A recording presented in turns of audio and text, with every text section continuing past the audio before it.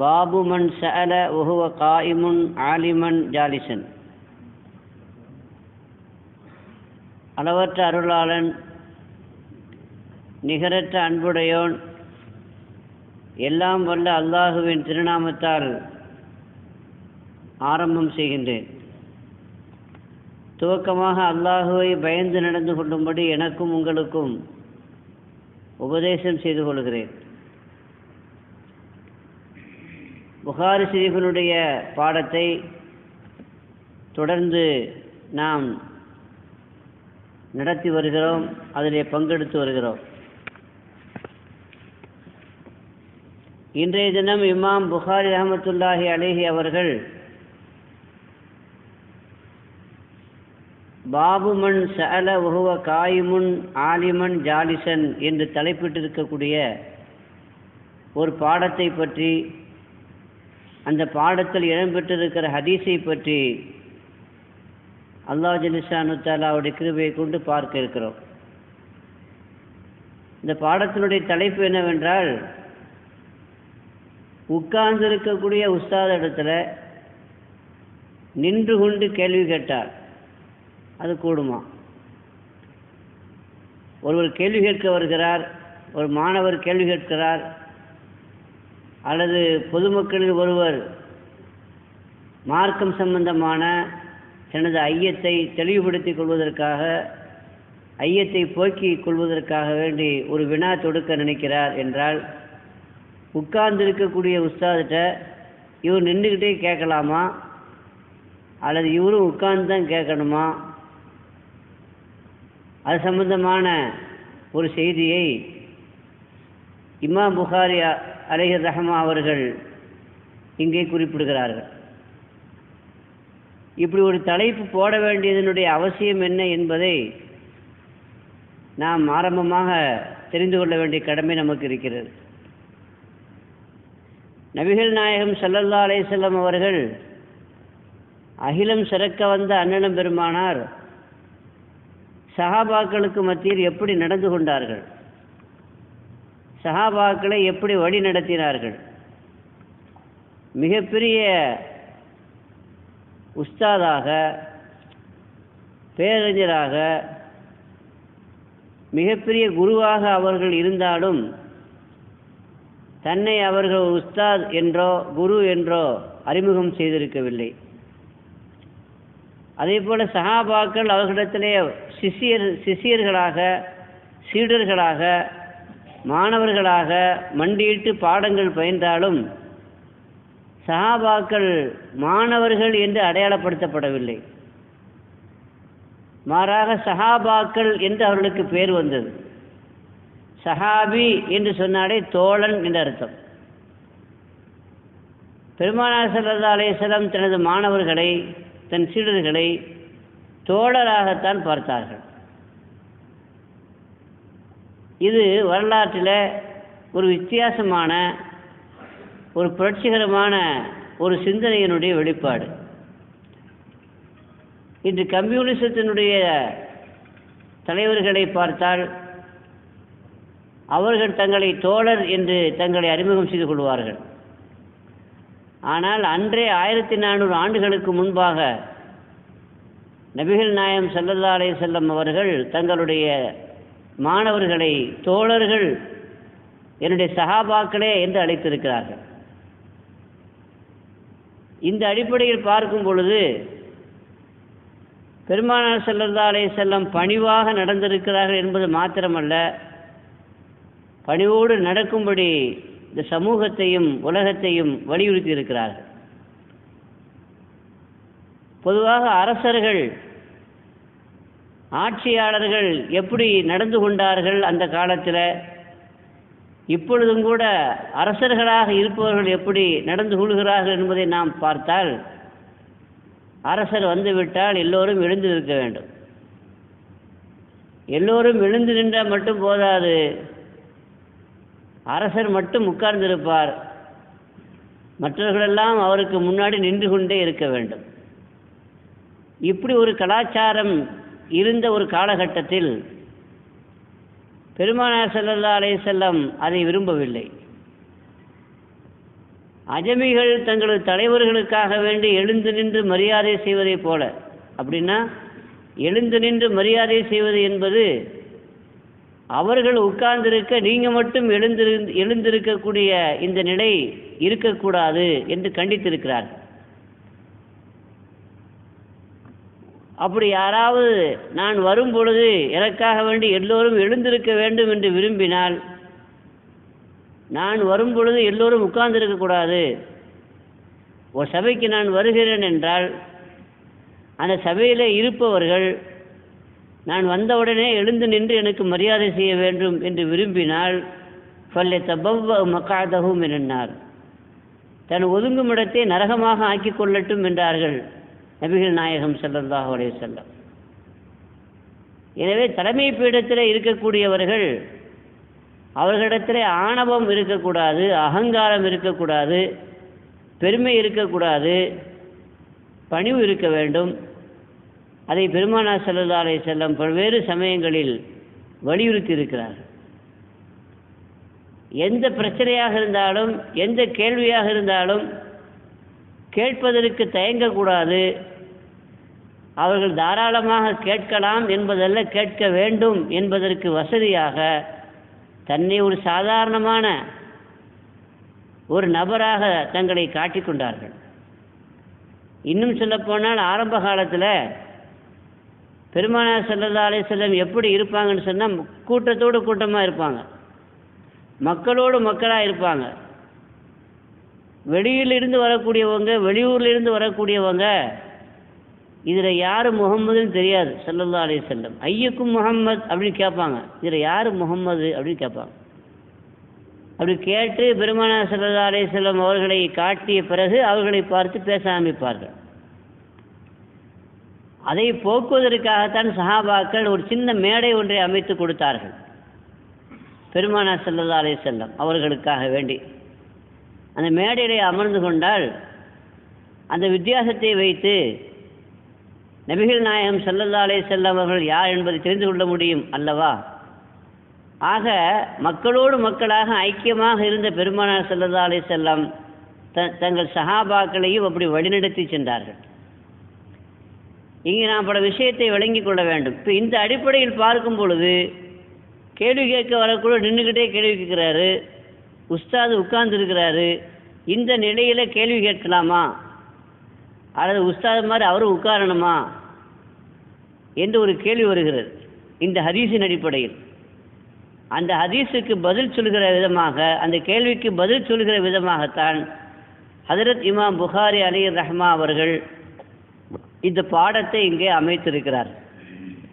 அதாவது கேள்வி கேட்கக்கூடியவர் நின்று கொண்டும் பதில் சொல்லக்கூடியவர் இருந்து கொண்டும் இருப்பது என்பது தடை செய்யப்பட்ட ஒன்று அல்ல, அது அனுமதிக்கப்பட்ட ஒன்றுதான் என்பதை இந்த ஹதீஸில் இருந்து, இந்த பாடத்தின் கீழே பதிவு செய்கிற ஹதீஸில் இருந்து நமக்கு தெளிவுபடுத்துகிறார்கள். பொதுவாக தடை செய்யப்பட்டது எது என்பதை நாம் விளங்கிக் கொள்ள வேண்டும். பொதுவாக ஒரு முஸ்லீமை சந்திக்கிற பொழுது என்ன செய்ய வேண்டும் நமக்கு சொல்லித்தரப்பட்டிருக்கிறது, சலாம் சொல்ல வேண்டும். இது எல்லா நிலைகளிலும் சலாம் சொல்லணும். தெரிந்தவராக இருந்தாலும் சலாம் சொல்லணும், தெரியாதவராக இருந்தாலும் சலாம் சொல்லணும். அடிக்கடி சந்தித்தாலும் சலாம் சொல்லணும். ஏன் ஒரு மரம் இடையிலே குறுக்கே வந்தாலும் சலாம் சொல்லணும். சலாமை அதிகப்படுத்த வேண்டும் என்பது பெருமானார் ஸல்லல்லாஹு அலைஹி வஸல்லம் உடைய கட்டளை. இப்படி போனார், பார்த்தோம், சலாம் சொன்னோம். அப்போ அவர் வெளியே வந்துட்டார், நாமளும் வெளியே வந்துட்டோம். இப்போ தானே சலாம் சொன்னோம் அப்படின்னு நினைக்கக்கூடாது. ரெண்டாவது சலாம் சொல்லணும், அஸ்ஸலாமு அலைக்கும் பாய் அப்படின்னு சொல்லணும். சலாம் என்பது அதிகமாக சொல்ல வேண்டும். இது நாம் செய்ய வேண்டிய முதல் தரமான, அதிகமாக செய்ய வேண்டிய ஒரு காரியம். ரெண்டாவது முசாஃபஹா என்று ஒன்று இருக்கிறது, கை கொடுக்கிறது. கை கொடுக்கிறது அப்படிங்கிறது சலாம் சொல்கிற அமைப்பில் இல்லை. சலாம் சொல்லும் பொழுதெல்லாம் கை கொடுக்கக்கூடாது. பின்ன கை கொடுத்தல் என்பது வீட்டிலேருந்து மசாலேருந்து வருகிறோம், ரூம்லேருந்து வருகிற பொழுது முதல்ல நம்ம சந்திக்கிறோம்னு சொன்னால் சலாம் சொல்லி முசாபா செய்யலாம். அடுத்து சலாம் தான் சொல்லணுமே தவிர முசாபா செய்யக்கூடாது. பார்க்கும்போதெல்லாம் முசாபா செய்யக்கூடாது. பார்க்கும்போதெல்லாம் சலாம் சொல்லலாமே தவிர பார்க்கும் பொழுதெல்லாம் என்ன செய்யக்கூடாது, முசாஃபா செய்யக்கூடாது. முசாஃபான இதில் கை கொடுக்கிறது. மூணாவது இருக்குது முஆனகா, ஆலிங்கனம் செய்வது, கட்டி அணைப்பது. இதுவும் எல்லா சமயத்திலையும் சலான் சொல்லி பார்க்கும்போதெல்லாம் சலான் சொல்லி முசாஃபா செய்து முஆனகா செய்வது கூடுமானா கூடாது. வெளியூர்லேருந்து வந்திருக்கிறார் அவர், அல்லது ரொம்ப நாள் ஆச்சு பார்த்து, கொஞ்சம் இடைவெளி ஏற்பட்டுருச்சு, அதற்கு பிறகு சந்திக்கிறோம் என்றால் முசாஃபாவும் செய்ய வேண்டும், முஆனகா கட்டி அணைக்கவும் வேண்டும். இதுவெல்லாம் பெருமானார் ஸல்லல்லாஹு அலைஹி வஸல்லம் காட்டி தந்த கற்றுக் கொடுத்த சுன்னத்துகளாகும். ஹஜ்ரத் ஜாஃபர் இப்னு அபி தாலிப் ரலியல்லாஹு அன்ஹு என்ற சஹாபி நபித்தோழர், பெருமானார் ஸல்லல்லாஹு அலைஹி வஸல்லம் உடைய சகோதரனும் கூட, ஹஜ்ரத் அலி இப்னு அபி தாலிபுடைய அண்ணனும் கூட, அவர்கள் அபிசீனியா நாட்டுக்கு ஹிஜ்ரத் செய்து சென்றிருந்தார்கள். ஹிஜ்ரி 7 ஹைபரனுடைய வெற்றி கிடைக்கிறது. அந்த வெற்றி கிடைத்த சந்தோஷத்தில் இருக்கிற பொழுது ஜாஃபர் ரலியல்லாஹு அன்ஹு நேராக ஹைபருக்கே வந்து பெருமானாரை சந்திக்கிறார்கள். அப்படி சந்திக்கிற பொழுது ஸல்லல்லாஹு அலைஹி வஸல்லம் உட்கார்ந்திருந்த பெருமானார் எழுந்து நின்று அவர்களுக்கு முசாஃபா செய்து முஆனகா செய்து கட்டி அணைத்து ரொம்ப உற்சாகத்தோடு வரவேற்றார்கள் என்று ஹதீஸிலே பார்க்கிறோம். இப்போ ஒரு ஆளுக்காக வேண்டி எழுந்திருக்கலாமா என்று ஒரு கேள்வி வருகிறது. முதல்ல சலான் சொல்றது, ரெண்டாவது முசாஃபா செய்கிறது, மூணாவது முஆனகா கட்டி அணைப்பது, ஆலிங்கனம் செய்வது, நாலாவது இருக்குது முசாஃபா செய்வது நிறுத்தி கொள்ளணுமா, கையில் முத்தமிடுவது கூடுமா. ரொம்ப பிரியத்தின் வெளிப்பாடாக கையில் முத்தமிட்டால் தவறில்லை.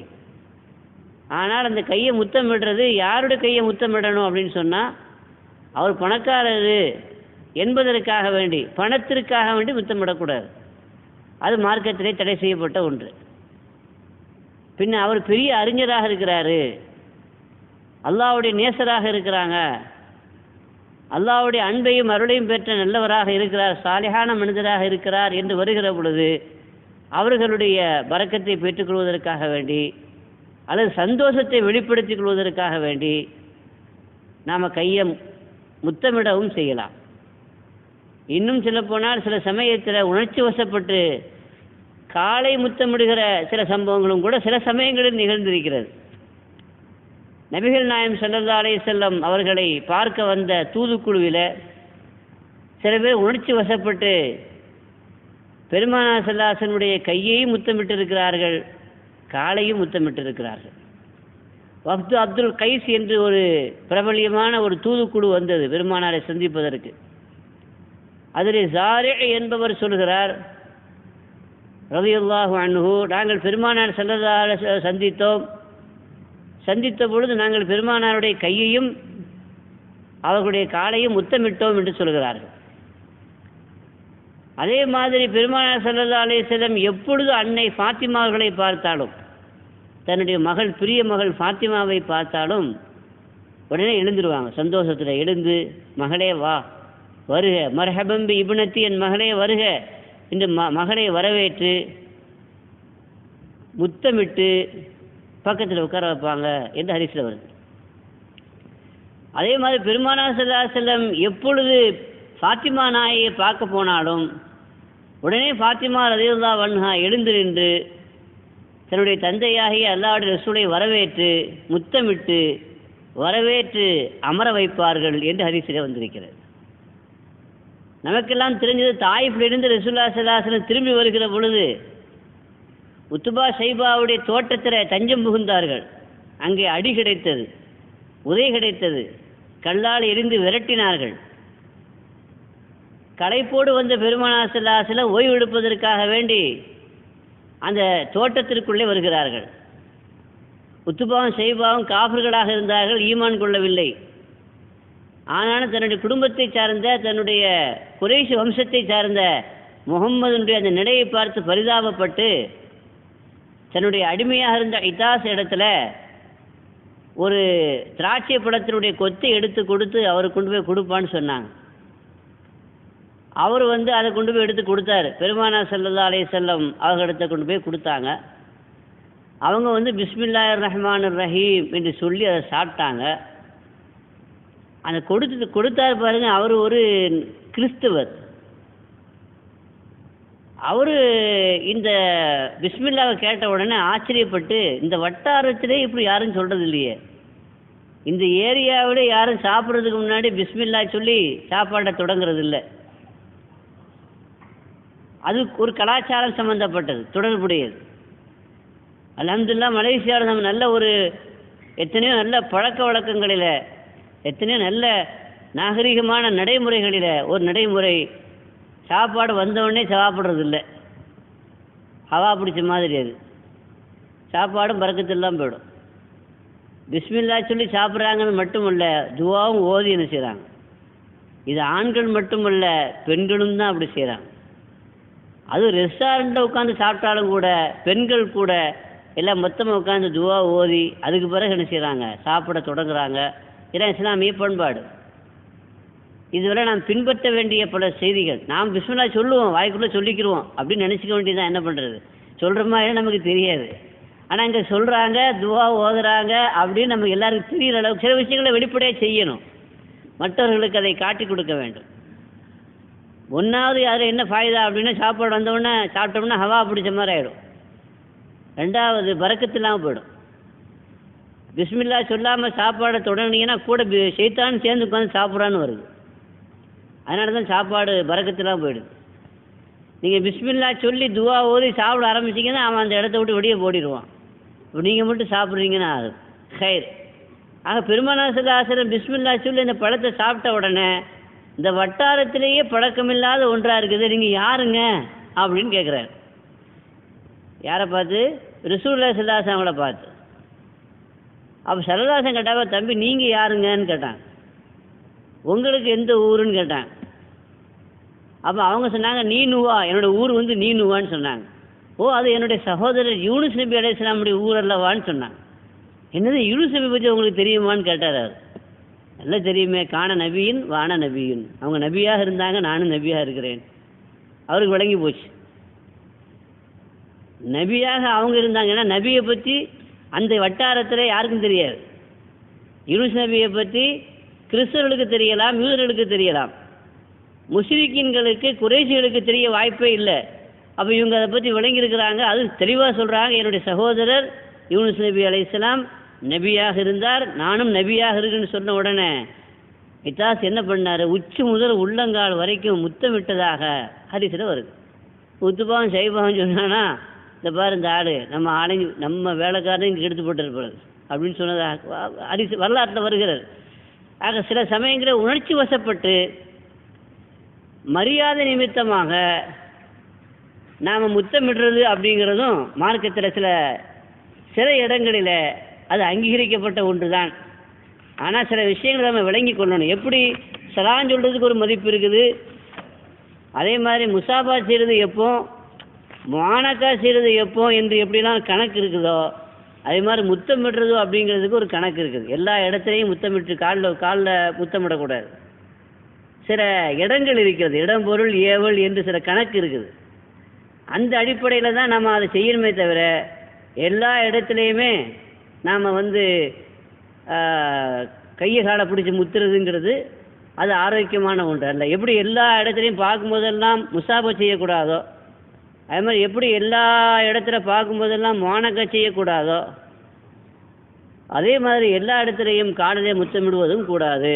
சில சந்தோஷமான சமயங்களில் பயணத்திலிருந்து நீண்ட காலம் பிரிவுக்கு பிறகு வருகிறார்கள் என்ற சந்திக்கிற சந்தோஷத்தில் நாம் இருக்கிற பொழுது அப்படி செய்து கொள்வதிலே மார்க்கம் தடை இல்லை என்பதைத்தான் இங்கே நாம் பார்க்கிறோம். செய்தனா அலி இப்னு அபீ தாலிப் ரலியல்லாஹு அன்ஹு அவர்கள் தனது சச்சா அப்பாஸ் அவர்களுடைய கையையும் காலையும் முத்தமிட்ட செய்தி இமாம் புகாரி அவர்கள் அதபுல் முஃப்ரத் என்ற கிதாபில் அந்த ஹதீஸை பதிவு செய்திருக்கிறார்கள்.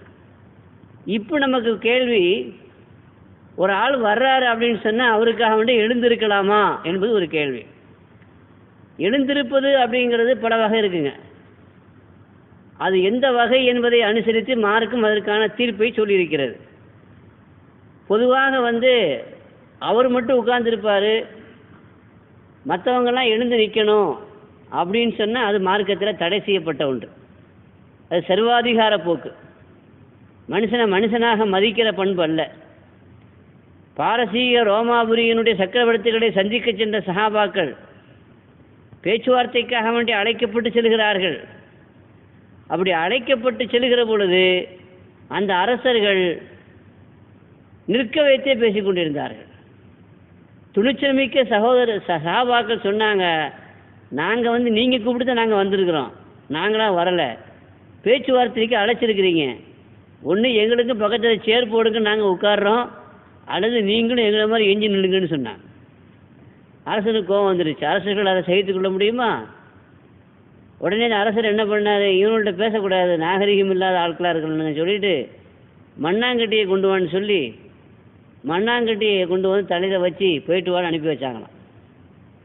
அப்போ அந்த சஹாபி சந்தோஷப்பட்டாராம், நாங்கள் இந்த மண்ணை கைப்பற்ற வரவில்லை என்றாலும் அரசரே தனது இந்த மண்ணை எங்கள் கையிலே ஒப்படைத்து விட்டார், நாங்கள் வெற்றி பெறப் போகிறோம் என்பதற்கான நல்ல செய்தி என்று சந்தோஷமாக எடுத்துக்கொண்ட வரலாற்றை நாம் பார்க்கிறோம்.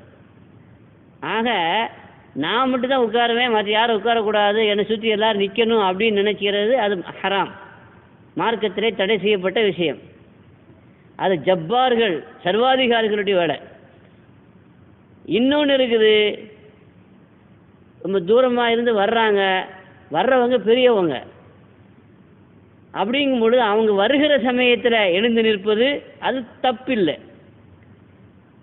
இன்னொன்றுக்கு பார்க்கும்போதெல்லாம் எழுந்திருக்கிறது, அது கூடுமா கூடாதாங்கிறது சர்ச்சை இருக்குது. பார்க்கும்போதெல்லாம் என்ன செய்யக்கூடாது, எழுந்திருக்கக்கூடாதுன்னு சொல்லக்கூடியவர்கள் இருக்கிறார்கள். சில சமயத்தில் சில பேர் அது தப்பில்லை, எழுந்தால் அது ஒரு தப்பான காரியம் அல்ல என்று சொல்லக்கூடியவர்களும் இருக்கிறாங்க. ரெண்டு விதமான கருத்து இருக்குது. இமாம் புகாரி அலைஹிர் ரஹ்மா அவர்கள் பெரியவர்கள், உஸ்தாதுமார்கள், மகான்கள், மேதைகள், ஹதீஸினுடைய ஆய்வாளர்கள், இவங்களையெல்லாம் பார்க்கும் பொழுது எழுந்து நிற்பது அது ஒன்றும் தடை செய்யப்பட்ட ஒன்றல்ல, மரியாதைக்காக வேண்டி அவ்வாறு எழுந்திருப்பது அது அனுமதிக்கப்பட்ட காரியம்தான் என்று சொல்லக்கூடிய இமாம் புகாரி போன்றவர்கள், இமாம் நபவி போன்றவர்கள் அந்த கருத்தை அவர்கள் வலியுறுத்தி சொல்கிறார்கள்.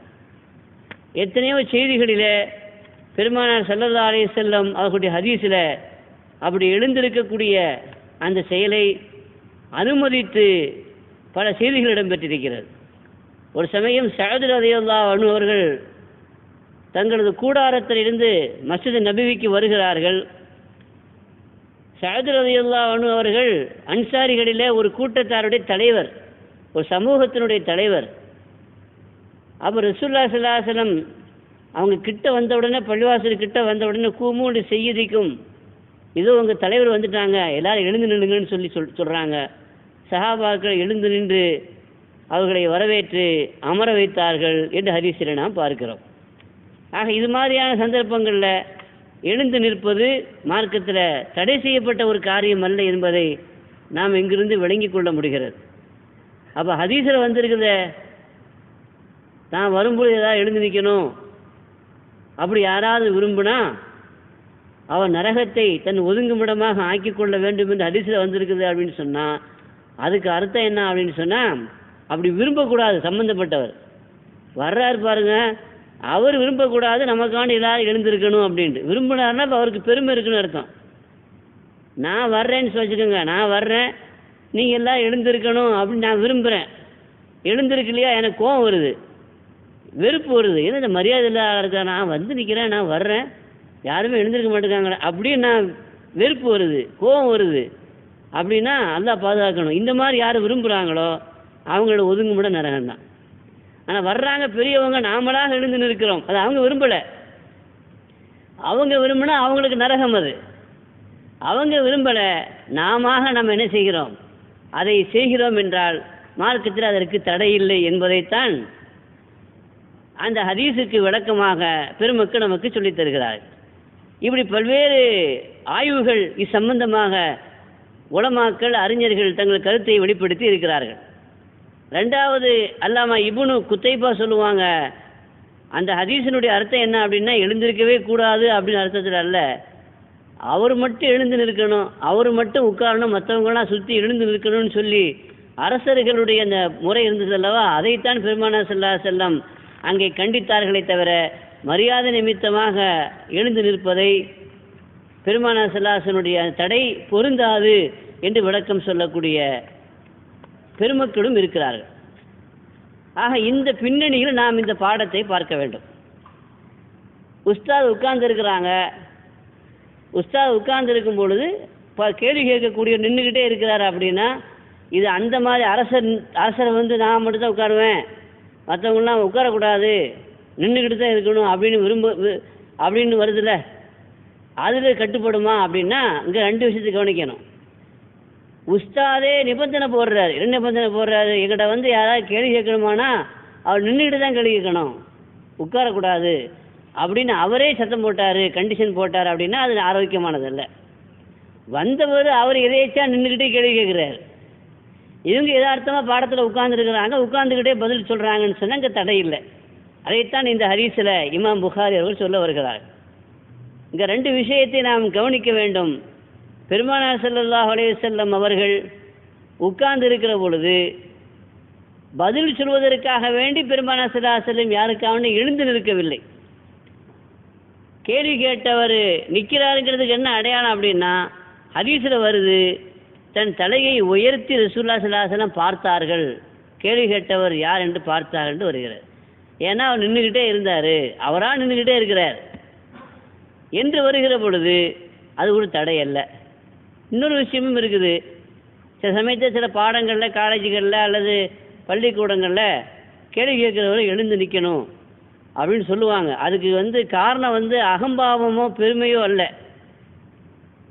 யார் கேள்வி கேட்குறா அப்படிங்கிறத மற்ற பிள்ளைகளுக்கு காட்டுவதற்காக வேண்டி, அல்லது அவர் கேட்குற கேள்வி எழுந்து நின்று கேட்டால் கொஞ்சம் சத்தமாக கேட்கும், தெளிவாக கேட்கும் என்பதற்காக வேண்டி, மற்ற மாணவர்களை உற்சாகப்படுத்துவதற்காக வேண்டி அப்படி செய்தால் அதுவும் தப்பில்லை. அதே நேரத்தில் கேள்வி கேட்குறவர் நின்றுக்கிட்டு தான் கேட்கணும் என்று கண்டிஷன் போட்டால், இது மாதிரியான நோக்கங்கள் இல்லாமல், இது மாதிரியான காரணங்கள் இல்லாமல் அப்படி தான் நின்றுட்டு தான் கேட்கணும்னு சட்டம் போட்டால் அது ஆரோக்கியமானது அல்ல. அது இஸ்லாம் வரவேற்கவில்லை, அனுமதிக்கவில்லை என்பதை நாம் விளங்கிக் கொள்ள வேண்டும். பெருமானார் ஸல்லல்லாஹு அலைஹி வஸல்லம் அவர்கள் தபூக் என்ற யுத்தத்திற்கு ஒரு 3 பேர் போகலை. முனாஃபிக்கீன்கள் போகாமல் இருந்தாங்க. ஆனால் பின்னாடி ரசூலுல்லாஹி ஸல்லல்லாஹு அலைஹி வஸல்லம் வந்த பிறகு பொய்யான காரணங்களை சொல்லி தப்பிச்சுக்கிட்டாங்க. ஆனால் உண்மையான முஹ்லிஸான இஹ்லாஸான சஹாபாக்கள் ஒரு 3 பேர் இந்த போகலாம் அந்த போகலான்னு சொல்லி போகாமல் இருந்துட்டாங்க. போக முடியாமலும் ஆகிப்போச்சு. அது ஒரு பொதுவான ஒரு அழைப்பும் உத்தரவும், எல்லோரும் போக வேண்டும் என்று பொதுவான ஒரு கட்டளையிடப்பட்ட ஒரு சம்பவம். அப்போ அந்த 3 பேரும் போகலை என்று வருகிற பொழுது நீண்ட சம்பவம், நான் சம்பவத்துக்குள்ளே நுழைய விரும்பலை. பெருமானார் ஸல்லல்லாஹு அலைஹி வஸல்லம் அவர்கள் மதீனாவுக்கு வருகிற பொழுது மற்ற முனாஃபிக்கீன்கள்லாம் நான் ஏன் வரல அப்படின்னா பொய்யான காரணம் சொல்லி தப்பிச்சிட்டாங்க. ரசூலுல்லாஹ்வுக்கு தெரியும் என்றாலும் கூட, சரி பொய் சொல்கிறாருன்னு தெரியும் என்றாலும் கூட அதை கண்டுக்கல. ஆனால் அந்த 3 சஹாபாக்கள் உண்மையை சொல்லிட்டாங்க. நாங்கள் வராமல் இருந்ததுக்கு பெரிய காரணம்லாம் ஒன்றும் இல்லை, சோம்பேறித்தனம், பொடுபோக்குத்தனம், போகலாம் இப்படி போய் இப்போ போயிடலாம் அப்படி போய் நினச்சி போகாமல் வந்துட்டோம், மன்னிச்சுக்கோங்க அப்படிங்கிற மாதிரி சொன்னாங்க. அல்லாஹ்வுடைய உத்தரவின் பேரை சரதாசை என்ன பண்ணிட்டாங்கன்னா இந்த 3 பேர்கிட்ட யாரும் பேசக்கூடாதுன்ட்டாங்க. 3 பேர்கிட்ட யாரும் பேசக்கூடாதுன்னா ஒரு வகையான சமூக பகிஷ்காரம். யாரும் பேசக்கூடாது, பெருமானாரும் பேச மாட்டாங்க. இவங்க பேர் ரசூலுல்லாஹ் சலாம் சொல்லுவாங்க, திரும்பிக்குவாங்க. சஹாபாக்களுக்கு சலாம் சொல்லுவாங்க, திரும்பிக்குவாங்க. எப்படி இருக்கும்? நெருக்கமாக பழகின நண்பர்கள் கூட நம்மளை ஒதுக்குறாங்களே, வெறுத்து ஒதுக்குறாங்கன்னு சொல்லி ரொம்ப வேதனைப்பட்டான். கிட்டத்தட்ட 50 நாள். இதற்கிடையில எதிரி நாட்டு அரசர்கள்லாம் தூது அனுப்புனாங்க, நீங்கள் எங்கள் நாட்டுக்கு வாங்க, உங்களுக்கு நாங்கள் வரவேற்பு செய்கிறோம், கண்ணியம் செய்கிறோம் என்றெல்லாம் அவங்கள ஆசை காட்டி பார்த்தாங்க. கோபம் வந்துச்சு அவங்களுக்கு, நம்ம இந்த அளவுக்கு ஆயிட்டோமே கிடைக்கிற எதிரி நாட்டு அரசர்கள் நம்ம கடிதம் எழுதி நம்மளை வச்சு குழப்பம் உண்டாக்குற ஒரு முயற்சி நடக்கிற அளவுக்கு நாம் சதிகாரர்களுடைய கூட்டத்தில் நம்மளை சேர்த்துட்டானுல என்று வருத்தப்பட்டாங்களே தவிர அந்த 3 பேரும் முஹ்லிஸான சஹாபாக்களாக இருந்ததுனால போகலை, யாருக்கும் போகலை. ஆனால் பதில் சொல்லாமல் இருந்தது, பேசாமல் இருந்தது ரொம்ப வேதனையாக இருந்துச்சு. அழுது அல்லட தௌபாச்சு தாங்க. நீண்ட சம்பவம் குர்ஆனில் வருகிறது, வரலாற்றில் நிறைய பக்கங்கள் இது செய்தி விரிவாக எழுதப்பட்டிருக்கிறது. கடைசியில் தௌபாவுடைய ஆயத்து இறங்கிருச்சு. வஅல ஸலாஸத்தில் லதீன குல்லிஃபு என்ற அந்த ஆயத்தில் அல்லாஹ் அவங்களுக்கு தௌபாவை ஏற்றுக்கொண்டான் என்று ஒரு சந்தோஷமான செய்தி வருது. இந்த வஹி வர்றது எப்போ நைட்டில் வருது. உம்மு சல்மா ரலியல்லாஹு அன்ஹா அவங்க வீட்டில் இருக்கிறாங்க. அப்போ கேட்டாங்க, யாரை சொல்ல அவங்க எதிர்பார்த்துக்கிட்டு இருக்கிறாங்க அந்த நல்ல செய்தியை நான் இப்பவே சொல்லிடுவான்னு கேட்டாங்க. வேண்டாம், தூக்கம் கெட்டு போயிடும் எல்லாருக்கும், அதனால் நாளைக்கு வரத்தானே, நாளைக்கு சொல்லிக்கலான்னு சொல்லி அதை அமைதிப்படுத்திட்டாங்க. மறுநாள் காலையில் அந்த செய்தி பரவிச்சு.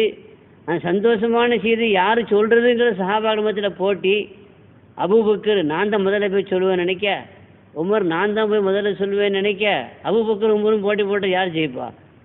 அவர் வேகமாக ஓடிட்டார். யார்? உமர் இப்னு கத்தாப் வந்து ரொம்ப வேகமாக போயிட்டார். அவர் கொஞ்சம் வேகமான ஆள் தானே, ஆனால் வேகமாக நடந்து ஓடி போயிட்டார். சித்திரவர் பார்த்தாங்க, ஆஹா நம்மளை முந்தி சுடுவது போலத்ததுன்னு சொல்லிட்டு இங்கேருந்து சத்தம் கொடுத்தாங்க. யா கா அப்படி இங்கேருந்து சத்தம் கொடுத்து அபுஷிர் நற்செய்தி அப்படின்னு சொன்னாங்கன்னு சொல்லி ஹதீஸ்ல வருது. அப்போ நல்ல செய்தியை சொல்வதில், தங்கள் சந்தோஷத்தை வெளிப்படுத்துவதில், சஹாபாக்கள் வாழ்த்துக்களை பரிமாறிக்கொள்வதில் முன்னிலை வகித்தார் என்று வருகிறது. இந்த ஹதீஸினுடைய கடைசியில் ஒரு செய்தி வருது. அந்த 3 பேரில் ஒரு ஆள் கஅப் ரலியல்லாஹு அன்ஹு. அந்த கஅப் ரலியல்லாஹு அன்ஹு அவர்கள் பள்ளிவாசலுக்கு வர்றாங்க. அல்லாஹ்வுடைய தௌபாவுடைய ஆயத்து இறங்கின பிறகு வர்றாங்க. தௌபாவுடைய ஆயத்து இறங்கின பிறகு வரும் பொழுது தல்ஹத் இப்னு உபைதுல்லா ரலியல்லாஹு என்ற சஹாபி, அஷரத்துல் முபஷ்ஷரா சொர்க்கத்துக்கு நன்மாராயம் கூறப்பட்ட 10 சஹாபாக்களில் ஒரு ஆள். அவங்களும் இந்த கஅப் ரலியல்லாஹு அன்ஹு ரொம்ப டியர் ஃப்ரெண்டு. அவங்கள்ட்டையும் பேசாமல் தான் இருந்தாங்க. அல்லாஹ் ரசூல் உத்தரவு, எந்த அளவுக்கு உத்தரவுனா மனைவியும் பேசக்கூடாது. மனைவி தன் கணவனோடு பேசக்கூடாது மட்டுமல்ல, எந்த உறவும் வைக்கக்கூடாது, எந்த ஒட்டும் இருக்கக்கூடாது. எப்படி இருக்கும்? வீட்லேயும் பகிஷ்காரம், வெளியிலையும் பகிஷ்காரம். ரொம்ப ஆடி போயிட்டாங்க. ஆனாலும் ஈமான்ல உறுதியாக இருந்தாங்க. அல்லாஹ் அவங்களுக்கு தௌபாவோட ஆயத்தை இறக்கிட்டான். இப்போ பள்ளிவாசலுக்குள்ளே வர்றாங்க. மக்களெல்லாம் பெருமானாரை சுற்றி உட்கார்ந்து இருக்கிறாங்க. இந்த நிலையில் தல்ஹா ரலியல்லாஹு அன்ஹு அவர்கள் எழுந்து சென்று அந்த நண்பரை பார்த்த உடனே, தன்னுடைய தோழரை பார்த்த உடனே எழுந்து நின்று அவரை முசாஃபா செய்து வாழ்த்துக்களை சொல்லி வரவேற்று கூட்டு வந்தார் என்று ஹதீஸில் வருகிறது. அப்போ அந்த சஹாபிக்கான எழுந்து நின்றதை பெருமானார் ஸல்லல்லாஹு அலைஹி வஸல்லம் பார்க்கிறார்கள்.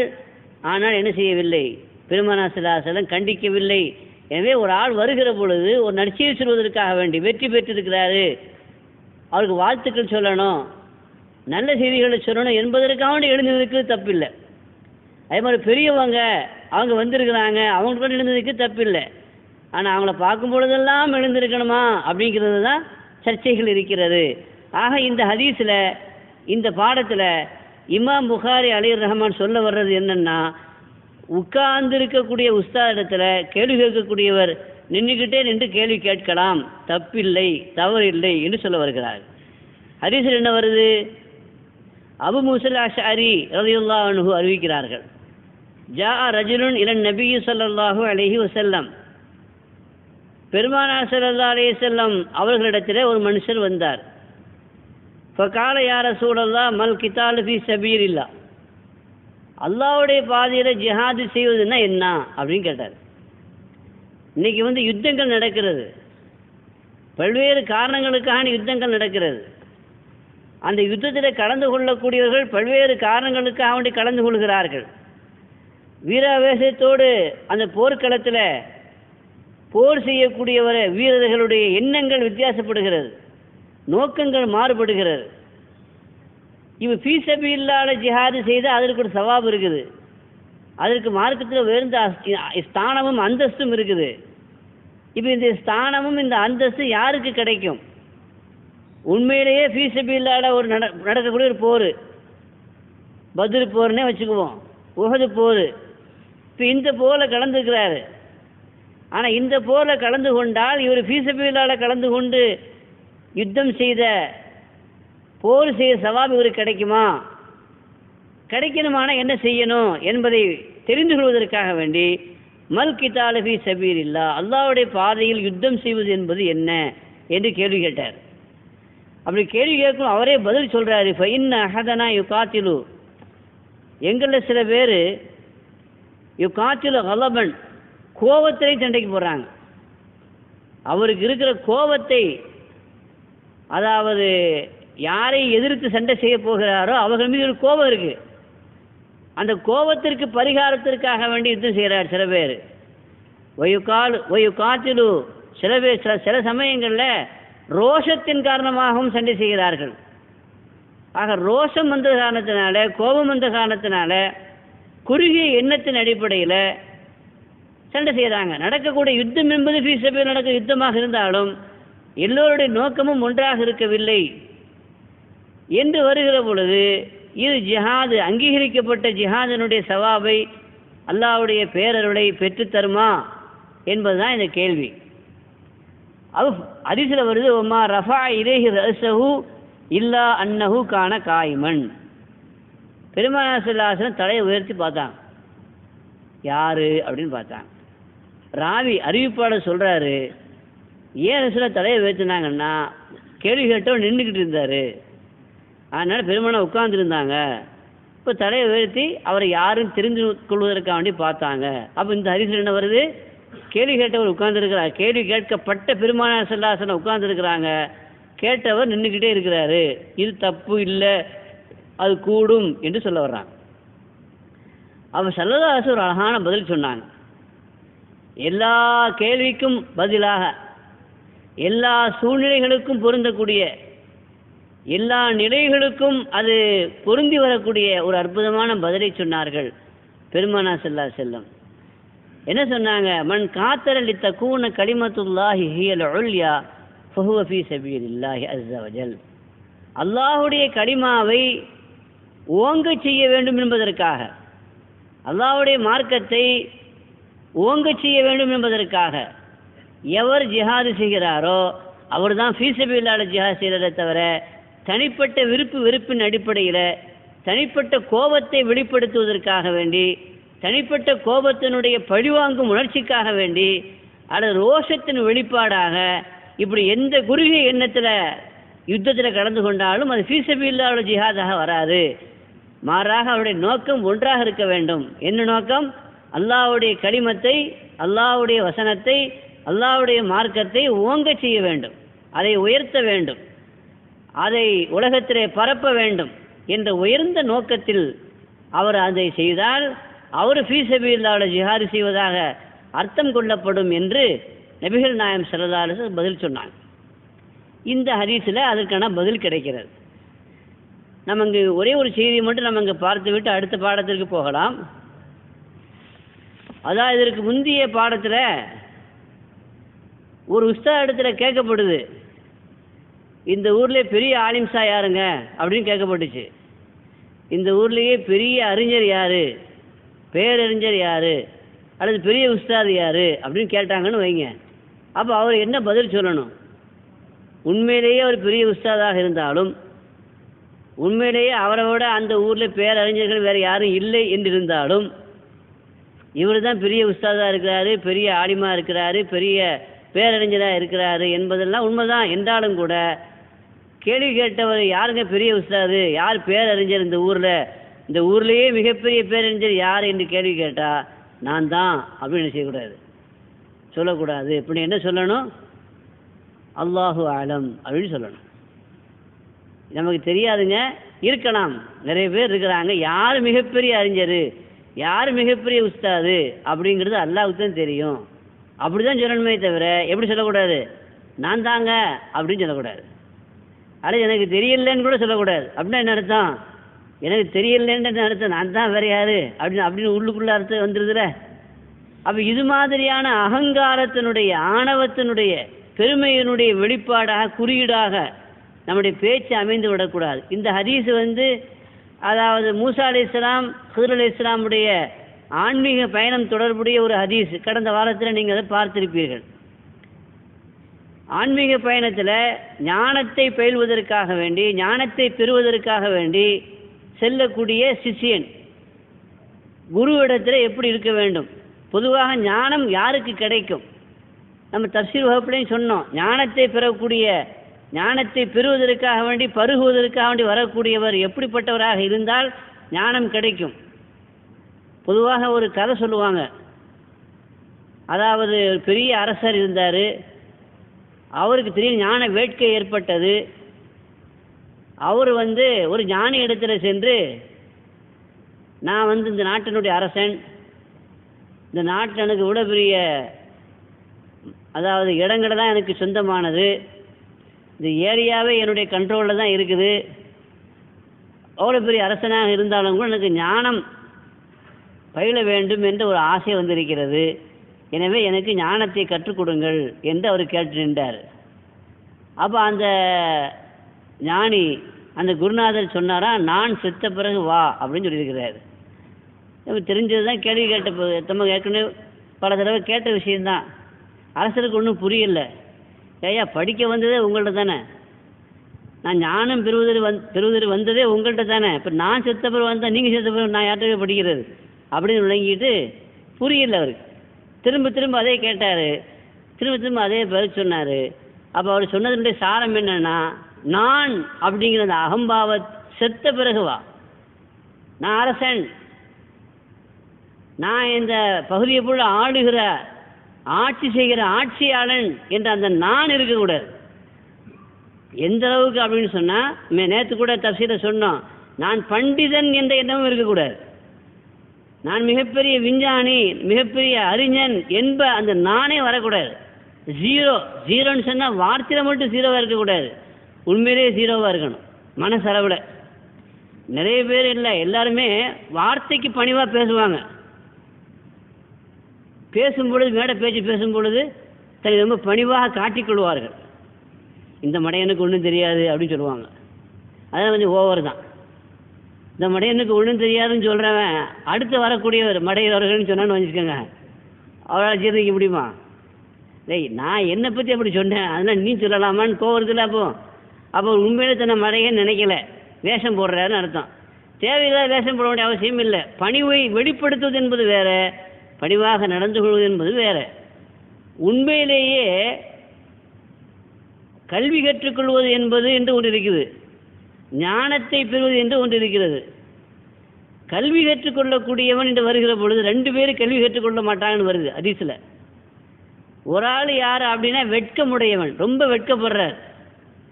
ரொம்ப வெட்கப்படுறாருன்னா அவர் எதையுமே கற்றுக்கொள்ள முடியாது, கேள்வி கேட்க வைக்கப்படுறார், பாடத்துக்கு வர்றதுக்கே வைக்கப்படுறாரு, வந்தால் உட்காரதுக்கே வைக்கப்படுறாரு.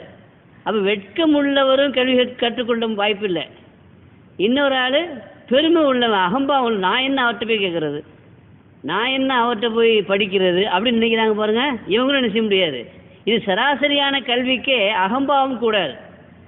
ஞானம் என்பது அதையும் கடந்தது. அதையும் கடந்தது என்று சொன்னால் எப்படி இருக்க வேண்டும்? பொதுவாக பெருமை என்று சொன்னால் என்ன, கிபுர் என்று சொன்னால் என்ன? நம்மில பல பேர் என்ன விளங்கி இருக்கிறோம் அப்படின்னா, அவரை விட நான் பெரியவன், அவரை விட நான் உயர்ந்தவன் அப்படி நான் நினைச்சேன்னு சொன்னால் அது என்னது? கிபுர் இல்லையா? அது எனக்கு பெருமைன்னு அப்படி தானே விளங்கி இருக்கிறோம். ஒரு ஆளை பற்றி அவரை விட நான் பெரிய ஆள், அவரை விட நான் பெரிய ஆள் அப்படின்னு நினைச்சேன்னு சொன்னால் அப்போ என்கிட்ட என்ன இருக்குன்னு அர்த்தம்? என்ன இருக்குன்னு அர்த்தம்? கிபுர் இருக்குது, பெருமை இருக்குதுன்னு அர்த்தம்னு சொல்கிறாங்க. சராசரியாக பெருமைக்கு தருகிற தரப்படுகிற விளக்கம். ஆனால் ஞானவான்கிற இடத்துல கிபுர் என்பதற்கு என்ன அர்த்தம்னு சொன்னால், அவரை விட பெரியவன் என்பது அல்ல, தன்னை ஒரு பொருளாகவே கருதக்கூடாது, தன்னை பொருட்டாகவே கருதக்கூடாது, நானும் ஒரு ஆள் அப்படின்னு நினைக்கக்கூடாது. அந்த அளவுக்கு தன்னை தாழ்த்தி கொள்ள வேண்டும், தான் ஒரு லாசை என்று நினைக்க வேண்டும், நான் ஒரு பொருளற்றவன் என்று விளங்க வேண்டும். ஆக ஆன்மீகத்தில் பணிவை கொண்டவர் தான் ஞானத்தை பெற முடியும் என்பது இதற்கு முந்தைய பாடத்தில் சொல்லப்பட்ட ஒரு உண்மை. அதே அடிப்படையில் தான் இந்த பாடத்திலையும் கொண்டு வர்றாங்க. உட்கார்ந்து இருக்கக்கூடிய உஸ்தாது கேள்வி கேட்கக்கூடியவர் நிற்கிறார் அப்படின்னா அப்போ அது பெருமை வந்துருச்சு. இப்போ பெருமைக்கும் கல்விக்கும் என்ன இல்லை, சம்பந்தம் இல்லை என்றால் இது அதில் பெருமையான அந்த நிகழ்ச்சியிலே இது சம்பந்தப்படாது, இது தடை செய்யப்பட்ட ஒன்றாக இது ஆகாது என்பதை இங்கே நமக்கு விளக்கி தருகிறார். அடுத்து டைம் இருக்குல்ல, அடுத்த பாடம் பாபு சுஆலி ஒல் ஃபுத்தியா இந்த ரமீல் ஜிமார். ஷைத்தானுக்கு கல்லறியக்கூடிய இடம் இருக்குது, ஜம்ரத்துல் அக்கபான்னு சொல்லுவாங்க. அந்த ஜம்ரத்துல் அக்கபாவோட கல்லறியக்கூடிய இடத்துல கேள்வி கேட்கிறது, ஃபத்வா கேட்கறது கூடுமா கூடாதா அப்படின்னு அடுத்த ஒரு பாபு தலைப்பு போட்டிருக்கிறாங்க. நபிகள் நாயகம் ஸல்லல்லாஹு அலைஹி வஸல்லம் ஜம்ரத்துல் அக்பா நிற்கிறாங்க. அப்துல்லா இப்னு அம்ரு அறிவிக்கிறாங்க, ரஅய்து நபிய ஸல்லல்லாஹு அலைஹி வஸல்லம் மின்தல் ஜம்ரா, ஷைத்தானுக்கு கண்டறியக்கூடிய இந்த இடத்துல நிற்கிறாங்க. ஆனால் ஒஹுவ யுஸ்அலு, அவங்கள்ட்ட கேள்வி கேட்கப்படுகிறது. அந்த இடத்துல இருக்கிற பெருமானார் ஸல்லல்லாஹு அலைஹி வஸல்லம் கேள்வி கேட்கப்படுது. ஒரு ஆள் வந்தார். இப்போ கால ரஜுலுன் யா ரசூலல்லாஹ், அல்லாஹ்வுடைய தூதர் அவர்களே, நஹர்த்து கபலான் அருமிய, நான் கல் இடுறதுக்கு முன்னாடியே குர்பானி கொடுத்துட்டேன் அப்படின்னு சொன்னார். இப்போ என்ன செய்யறது? குர்பானி கொடுத்த பிறகு கல் எரியலாமா? இருமி வல ஹரஜ், எரிஞ்சுக்கப்பா, பிரச்சனை இல்லை அப்படிங்கிறாங்க. ஒக்கால ஆக இன்னொருவர் சொன்னார், கேட்டார், யார் ரசூலல்லாஹ், ஹலக்து கபல அன்ஹர, நான் அறுப்பதற்கு முன்பே மொட்டை அடிச்சிட்டேன். முதல்ல மொட்டை, அதாவது அறுக்கிறதுக்கு முன்னாடியே மொட்டை அடிச்சிட்டேன், இப்போ நான் மொட்டை அடிக்கலாமா அப்படின்னு கேட்குறாரு. அப்போ ரசூலுல்லாஹ் சொன்னார், இப்போ அறுக்கலாமா அப்படின்னு கேட்டார். இன்னஹர், பரவாயில்ல, முதல்ல மொட்டை அடிக்கக்கூடாது, முதல்ல அறுக்கணும், அதுக்கு பிறகு தான் என்ன செய்யணும், மொட்டை அடிக்கணும். ஆனால் இப்படி நீ அடிச்சுட்டுன்னு சொல்கிற, பரவாயில்ல, நீ என்ன செய், இப்போ அறுத்துக்கன்னு சொன்னாங்க. ஃபமா சுயில் அன் செய்யின் குத்திம வலா உஹிர, அந்த மினாவில் செய்யப்படுகிற முந்தி செய்ய வேண்டியதை பிந்தி செய்ததாக, பிந்தி செய்யப்பட வேண்டியதை முந்தி செய்ததாக எந்த கேள்வி கேட்கப்பட்டாலும் சரதாரசனை சொன்ன பதில் என்னன்னா, பரவாயில்லை போ அப்படின்னு சொன்னாங்க. இஃபால் வலா ஹரஜ், பரவாயில்லை போ அப்படின்னு சொன்னாங்க என்று இந்த ஹதீஸ் முடியுது. இந்த ரெண்டு செய்தி நாம் பார்க்கணும். ஒன்றாவது என்ன அப்படின்னு சொன்னால், மினாவில் துல்ஹஜ் பிற 10 அன்னைக்கு செய்யக்கூடிய காரியங்கள் என்று எடுத்துக்கொண்டோம்னா 4 காரியம் இருக்குது. முதல்ல நம்ம செய்ய வேண்டியது என்னென்னா, சைத்தானுக்கு கல்லெறிகிறது. சைத்தானுக்கு கல்லெறிஞ்ச பிறகு என்ன செய்யணும், அறுக்கணும். எதை அறுக்கணும்? பிராணியை அறுக்கணும். 3வது என்ன செய்யணும், முடி அறுக்கணும். 4வது தவாப் செய்யணும். இந்த 4 செயல் இருக்கு. 1வது கல்லெறியணும், 2வது அதபஹ் குர்பானி கொடுக்கணும், 3வது முடி வெட்டணும், அடுத்து மொட்டை அடிக்கணும், 4வது தவாப் செய்யணும். இந்த 4 செயல்களுக்கு மத்தியில் தர்த்தீபு வாஜிபா சுன்னத்தா, இதில் ஷாஃபி மذஹபின் படி தர்த்தீபு சுன்னத்து தான். முன்ன பின்ன செய்துட்டா அதெல்லாம் ஒன்றும் தப்பு இல்லை, எதை எப்படியும் செய்து கொள்ளலாம், பிரச்சனை கிடையாது. ஆனால் ஹனஃபி மذஹபில் தர்த்தீபு வாஜிபு. முதல்ல சொல்லப்பட்டதை முதல்ல தான் செய்யணும், 2வது சொல்லப்பட்டது 2வது செய்யணும். இப்போ முதல்ல சொல்லப்பட்டது கல்லெறியணும், கல்லெறிஞ்ச பிறகு தபஹ் செய்யணும், பிராணியை அறுக்கணும், 3வது தலைமுடி இறக்கணும், 4வது போய் தவாப் செய்யணும். அப்படிங்கிறது தான் தர்த்தீபு. இந்த தர்த்தீபு ஃபாலோ பண்ணுறது வாஜிபுங்கிறது ஹனஃபி மذஹப்.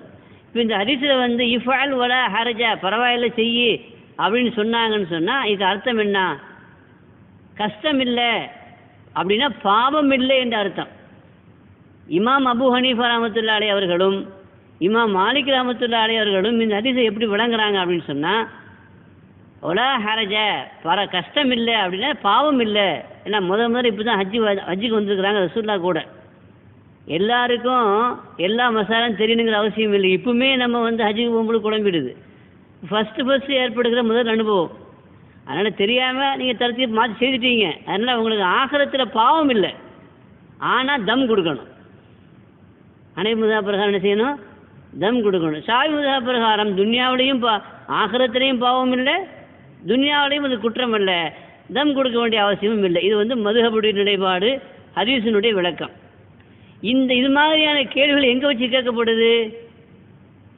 ஜம்ரத்துல் அக்பால வச்சு கேட்கப்படுது. இப்படி கேட்கலாமான்னு ஒரு பாடத்தை கேள்வி கேட்டு தலை போட்டிருக்கிறாங்க. ஏன் இப்படி போட்டாங்கன்னு சொன்னால், ஒரு இபாதத்தில் இருக்கும் பொழுது சுவால் செய்யலாமாங்கிறது கேள்வி. சைத்தானு கல்லறிதல் அப்படிங்கிறது ஒரு இபாதத்து. ஒரு இபாதத்தில் ஈடுபட்டு இருக்கக்கூடிய ஒரு ஆள்கிட்ட போய் கேள்வி கேட்கலாமா? அதாவது இபாதத்தை முடிச்சுட்டு வந்த பிறகு தான் கேள்வி கேட்கணுமா? சைத்தானு கல்லறிதல் அப்படிங்கிறது நம்ம பார்க்குறதுக்கு இபாதத்து மாதிரி தெரியல, ஆனால் அது என்னது? அது இபாதத். அது எதுக்காண்டி செய்கிறோம்? அல்லாஹ்வை திக்ர் செய்வதற்காண்டி செய்கிறேங்கிறாங்க ஸல்லல்லாஹு அலைஹி வஸல்லம். இப்போ ஜம்ரத்துல் அக்பால நிற்கிறாங்கன்னா, ஒன்று சைத்தானு கல் எரிஞ்சிக்கிட்டு நிற்பாங்க, அல்லது கல் எரிஞ்ச பிறகு துவா ஓதணுன்னு இருக்கு, ஹதீஸ்ல வந்திருக்கு. சைத்தானு கல் எரிஞ்ச பிறகு தள்ளிந்து துவா ஓதணும், துவா கபூல் ஆகும். துவா கபூல் ஆகக்கூடிய நேரங்களில் இடங்கள் அதுவும் ஒன்று. அப்போ அந்த மாதிரியான சமயங்களில் கேள்வி கேட்கறது, இபாதத்தில் இருக்கும் பொழுது கேள்வி கேட்கறது கூடுமா கூடாதா? இபாதத்து ரெண்டு வகை இருக்குது. ஒரு வகை என்னன்னா அந்த இபாதத்திலேயே மூழ்கி விடுதல், முங்கி விடுதல், விழி தொடர்பு இருக்காது, தொழுகை இருக்குது. இப்போ தொழுகை தக்பீர் கட்டணும்னு பேச முடியாது, பேசக்கூடாது, யாரும் கேள்வி கேட்டாலும் பதில் சொல்ல முடியாது. அந்த மாதிரியான தொழுகை போன்ற இபாதத்தில் இருக்கும் பொழுது ஒரு ஆள் கேள்வி கேட்டார்னா பதில் சொல்கிறது, கேள்வி கேட்கக்கூடாது, அப்படியே கேள்வி கேட்டால் என்ன செய்யக்கூடாது. ஆனால் இன்னொரு இபாதத்து இருக்குது, அந்த இபாதத்து வந்து பேசுவதற்கு தடை இல்லை. உதாரணமாக குர்ஆன் ஓதிக்கிட்டு இருக்கிறோம், ஸிக்ர் செய்துக்கிட்டு இருக்கிறோம், இதெல்லாம் இபாதத் தானே. இந்த இபாதத் செய்துட்டு இருக்க சமயத்தில் ஒரு ஆள் வந்து சவால் செய்தார், போடா நான் ஓதிட்டு இருக்க தெரியல, உனக்கு நான் தஸ்பீஹ் செய்துக்க தெரியல, தஸ்பீஹ் உருட்டு அப்படின்னு விரட்டக்கூடாது, வந்ததை விரட்டக்கூடாது. அவர் தெரியாமல் தான் இந்த கேள்வி கேட்க வந்திருக்காரு. மார்க்கம் தெரியாமல் அசத்து வச்சிருக்காங்களே, உஸ்தாத் இருக்கிறாங்களே, அவருக்கு வந்த இடத்த கேள்வி கேட்டுக்கிடுவோம்னு நினைக்கிறார் அவர். அவரை விரட்டக்கூடாது. தஸ்பீஹ் கொஞ்சம் நிப்பாட்டி வை, அவருக்கு பதில் சொல்லு. குர்ஆன் ஓதுறதை அந்த ஆயத்தை ஓதி முடிச்சுட்டு குர்ஆனை மூடி வச்சுட்டு அவர் என்ன கேட்குறாருன்னு பார்த்து பதில் சொல்லு, மார்க்கம் சொல்லுகிறது. அப்போ எந்த இபாதத்தில் வந்து பேசுவதற்கு தடை இல்லையோ அந்த இபாதத்தை செய்யக்கூடிய நேரத்தில் கேள்வி கேட்பது தடையில்லை. அப்படி கேட்டால் பதில் சொல்வதிலும் தடையில்லை, பதில் சொல்லணும். ஏன்னா மார்க்கத்தை தெரிந்துதான் செய்யணும். ஒரு காரியத்தை தெரியாமல் செய்கிறது பெரிய பாவம், அறியாமல் செய்கிறது பெரிய பாவம்.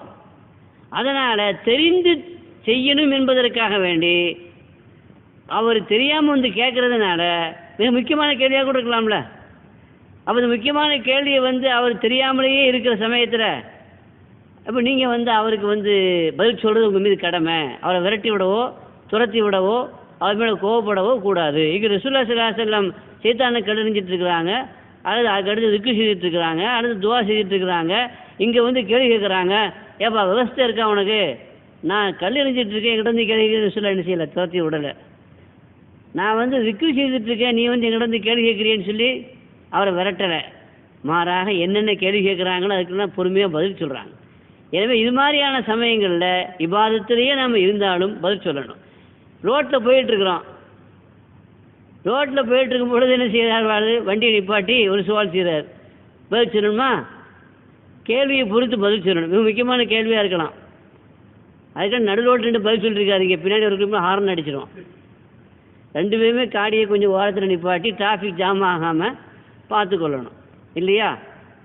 கேள்வி முக்கியமான கேள்வி. இப்போ உஸ்தாதை விட்டோம்னா அடுத்து பிடிக்க முடியாது அப்படின்னு நினைக்கிறார் அவர். அவருக்கும் சந்தர்ப்பம் இல்லாமல் போய்டும். திருப்பி அவர் கிராம கம்பவங்கள் இருக்கக்கூடிய ஆளாக இருப்பார், இப்போ தான் வந்திருப்பார் டவுனுக்கு, வந்த இடத்த உஸ்தாதை பார்த்துட்டாரு, அதை பயன்படுத்திக்கமே நினைக்கிறாருன்னு வச்சுக்கோங்க. அப்போ ரோட்டில் வச்சு கேள்வி கேட்டாலும் என்ன செய்யலாம்? கேள்வி கேட்கலாம். கேள்வி கேட்டால் என்ன செய்யணும்? பதில் சொல்லணும், கோவப்படக்கூடாது. பெருமானார் ஸல்லல்லாஹு அலைஹி வஸல்லம் அவர்கள் எல்லா சந்தர்ப்பத்திலையுமே தன்னிடத்தில் யார் எந்த கேள்வி கேட்டாலும் அதுக்கு பதில் சொல்லியிருக்கிறாங்க. சில கேள்விகள் இருக்குது உடனே பதில் சொல்லணும், சில கேள்வி கொஞ்சம் லேட் பண்ணலாம். பாருங்க, ரசூலுல்லாஹ் பயான் பண்ணிட்டு இருக்கிறாங்க, பயான் செய்துட்டு இருக்கும்போது ஒரு ஆள் வந்து கேள்வி கேட்குறாரு. பயானை முடிச்சுட்டு கேட்கலாம்ல, அது என்ன கேள்வி கேட்குறாரு? தலைதெறிக்கிற விஷயம், கியாமத்தினால எப்பொழுது வரும்னு கேட்டார். இங்கே ரசூலுல்லாஹ் பயான் பண்ணிட்டு இருக்கிறாங்க. சரதாசனம் வந்து அவரை சத்தம் போடலை, அவரை அடக்கலை, ஆனால் கண்டுக்காமல் இருந்துட்டாங்க, கண்டுக்காமல் பேசிக்கிட்டே இருந்துட்டாங்க. பேசி முடித்த பிறகு ஐன சாயின்னு கேட்டாங்க. இந்த கேள்வி கேட்டார், அவர் எங்கேன்னு கேட்டாங்க. அப்போ அவர் கேள்வி கேட்குறாரு, இது ரொம்ப முக்கியமான அவசரமான கேள்வி இல்லை, அவசியமான கேள்வியாக இருந்தால் கூட ரொம்ப அவசரமான கேள்வி, நாளைக்கு வரக்கூடிய சமாச்சாரம் இல்லை. அதனால் உடனே என்ன செய்யலை. சில சமயங்களில் குத்துபா மெம்பரில் குத்துபா ஓதிட்டு இருக்கும்போது ஒரு ஆள் வந்து ஒரு கேள்வி கேட்குறாரு. குத்துபாவை நிப்பாட்டிட்டு கீழே வந்து சேரு போட்டு உட்காந்து அவருக்கு ஒரு சேரை போட்டு உட்கார வச்சு அவருக்கு சொல்லிக் கொடுக்குறான். ஏன்னா அவர் வந்து இஸ்லாம் என்றால் என்னன்னு கேட்குறாரு, களிமா என்றால் என்னன்னு கேட்குறாரு. இந்த ஆளை இப்போ விட்டோன்னா பிடிக்க முடியாது, போயிட்டாருன்னு வச்சுக்கோங்க, அவருக்கு ஹிதாயத்து கிடைக்காம போயிடும்.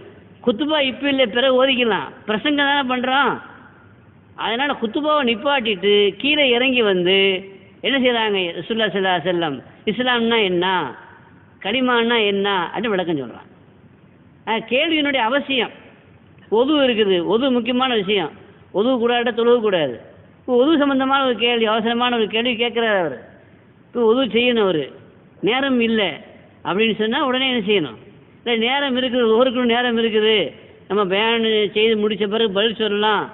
ஆனால் அவர் போயிடுவாருன்னு இருக்கக்கூடாது. அவர் போயிடுவார், பஸ்ஸை பிடிக்கணும், காடியை பிடிக்கணும், போயிடுவாருன்னு சொன்னால் கொஞ்சம் நிப்பாட்டி அவருக்கு என்ன செய்யணும்? ஆக கேள்வி கேட்டது கேள்வியினுடைய தரத்தை பொறுத்து, அதனுடைய பயன்பாட்டை பொறுத்து, அதனுடைய அவசியத்தை புரிந்து கொண்டு உடனடியாக சொல்ல வேண்டிய பதிலும் இருக்குது, கொஞ்சம் லேட்டாக சொல்கிற பதிலும் இருக்குது. எந்த நிலையில் யார் கேள்வி கேட்டாலும் கோவப்படக்கூடாது. அவங்களுக்கு என்ன செய்யணும்? பதில் சொல்லணும். பெருமானார் ஸல்லல்லாஹு அலைஹி வஸல்லம் எல்லோருக்கும் பதில் சொல்லியிருக்கிறாங்க. ஆரம்ப காலத்தில் தொழுகையிலேயே பேசுகிறதுக்கு அனுமதி இருந்துச்சு. தொழுகையிலேயே பேசுவது தடை இல்லை. உதாரணமாக வந்து இப்போ நாமளாம் வந்து என்ன செய்கிறோம்? லேட்டாக வந்தால் தொழுகிறோம் இல்லையா? முதல்ல தொழுதுட்டு எவ்வளோ பாக்கி இருக்குது, பேலன்ஸ் இருக்குது, பின்னாடி இன்ஜினியர் செய்கிறோம். 2 ரக்காத் பேலன்ஸை பின்னாடி 2 ரக்காத் எல்லாம் கொடுத்த பிறகு அதை எழுதி தொழுகிறோம். அந்த காலத்து ஆரம்பத்தில் அப்படி இல்லை. வந்தோடனே பக்கத்து இருக்காட்ட கேட்பார், எத்தனை ரக்காத்து ஓடி இருக்குன்னு கேட்பார். அப்போ அவரு சொல்லுவார் 2 போயிடுச்சுன்னு பாரு, அல்லது 1 போயிருக்கு அப்படின்பார். இது பட்டு பட்டு வேகமாக அந்த 1 முடிப்பார். முடிச்சு வந்து 2ஆவது கலந்துக்குவார். இப்படி தான் ஆரம்பத்தில் நடந்துச்சு. இந்த நடைமுறையை மாற்றினது யாருன்னா முஆது இப்னு ஜபல். அவங்க என்ன பண்ணாங்க? யார்கிட்டையும் எந்த கேள்வியும் கேட்கல, வந்த உடனே தொழ ஆரம்பிச்சிட்டாங்க ஜமாத்தோடு சேர்ந்து. எத்தனை பேலன்ஸ் வந்துச்சோ அது சுலசலாம் கொடுத்த பிறகு என்ன செய்தாங்க? பூர்த்தி செய்தாங்க. சிலாசனமுக்கு முன்னாடி பார்க்குறதுன்னு தெரியுது, பின்னாடி உள்ளதும் அவங்க என்ன செய்வாங்க? முன்னாடி அவங்களுக்கு காட்டப்படுது. சலாம் கொடுத்த உடனே சொன்னாங்க, சன்னடக்கும் முஆதுன் சுன்னத்தன் ஹசனா. முஆது இன்று ஒரு அழகான ஒரு சுன்னத்தை உங்களுக்கு நடைமுறைப்படுத்தியிருக்கிறாரு, இனிமேல் நீங்கள் அதையே ஃபாலோ பண்ணுங்கன்னு சொன்னாங்க. வந்த உடனே பக்கத்து நிற்கிற ஆடு எத்தனை ரக்காத்து ஓடிருக்குன்னா கேட்க வேண்டிய தேவையில்லை. வந்து இமாமோடு சேர்ந்துருங்க, எத்தனை ரக்காத்து கிடைக்கிதோ அதை தொழுவுங்க, எவ்வளோ கிடைக்கிறதோ பின்னாடி என்ன செய்யுங்க? பூர்த்தி பண்ணுங்க அப்படின்னு சொன்னாங்க. இப்படி ஆரம்ப காலத்தில் இருந்துச்சு. அப்போ ஒரு சஹாபி வந்து கேள்வி கேட்குறாரு, தொழுகை இருக்கும் பொழுது எல்லா சஹாபாவும் பதில் சொல்லலை. ஒரு ஆள் பேசல அப்படிங்கிற மாதிரி இஷாரா செய்கிறார். என்னப்பா நான் கேள்வி கேட்டிருக்கேன், பதில் சொல்ல மாட்டேங்க. அவர் வந்து புதுசாக வந்திருக்காரு, நேற்று வரைக்கும் பதில் சொன்னீங்க, இன்றைக்கி பதில் சொல்ல மாட்டேங்கிறீங்க அப்படின்ட்டு சஹாபாக்களும் முறைக்கிறாங்க. அவருக்கு எப்படி சொல்கிறேன்னு தெரியல. தடாப்பட சத்தம் போடுறாரு அவர் தொழுகையிலேயே. தொழுது முடித்த பிறகு சதாசலம் அவரை கூப்பிட்டு தனியாக, இது தொழுகை, இந்த தொழுகையில் என்ன செய்யக்கூடாது? பேசக்கூடாது.